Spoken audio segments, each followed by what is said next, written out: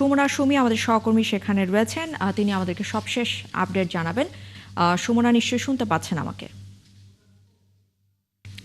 সুমনা, একটু জানাবেন কি অবস্থা, একদম সর্বশেষ কি তথ্য রয়েছে আপনার কাছে? আরেকটি বিষয় জানতে চাচ্ছিলাম যে ইনকিলাব মঞ্চের পক্ষ থেকে এখন পর্যন্ত তাদের পরবর্তী কর্মসূচি সম্পর্কে জানানো হয়েছে কিনা? আমরা এই জায়গাগুলো নিয়ে কাজ করব ভবিষ্যতে ইনশাআল্লাহ সবাই।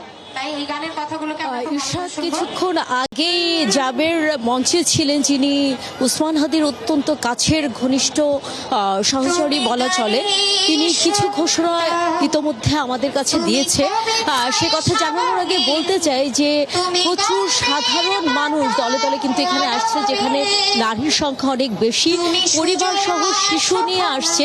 তারা চাইছে হাদি হত্যার বিচার, যিনি দল মত নির্বিশেষে মানুষের কথা বলতো। তারা বলছে জুলাই রক্তের পরে দাঁড়িয়ে যে এই আন্দোলন, সেই আন্দোলনের পরে যে ছেলেটি দেশের কথা বলেছে, যে ছেলেটি মানুষের কথা বলেছে, সেই ওসমান হাদি চলে গেছেন। আজকে 10 দিন হয়ে গেছে। এই 10 দিনের মধ্যে ইন্টারিমের পক্ষ থেকে কোনো কথা তারা কিন্তু বলেনি। যেহেতু ইন্টারিমের কোনো কথা ইন্টারিম এখনো বলেনি, দায়িত্বশীল সরকার বা উপদেষ্টারা জাবির যে কথাটি জানিয়েছে ইতোমধ্যে, যে তারা চেয়েছিল উপদেষ্টারা এখানে আসুক, এসে সাধারণ মানুষের সাথে কথা বলুক, সাধারণ মানুষের কাছ থেকে হাদি হত্যার বিচার সম্পর্কে তারা যা বলতে চায় সেটা জানুক। যেহেতু কোনো উপদেষ্টা এখানে আসেনি, ইনকিলাব মঞ্চ থেকে জানানো হয়েছে যে এরপরে যদি তত্ত্বাবধায়ক সরকার উপদেষ্টা কেউ আসে, তারা তাদের কথাকে আর গ্রহণ করবেন না।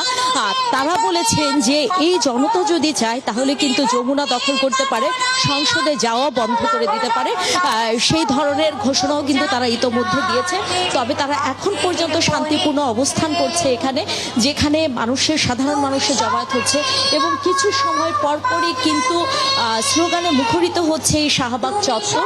যে চত্বর থেকে জানানো হচ্ছে যে হাদির বিচার যতক্ষণ না হবে ততক্ষণ তারা এই জায়গা ছাড়বে না। গতকাল থেকে শুরু হওয়া এই যে আন্দোলন চলমান রয়েছে, সেখানে কিন্তু তারা শান্তিপূর্ণভাবেই সবকিছু সমাধান চাইছে। সেখানে বসার ব্যবস্থা করা হয়েছে।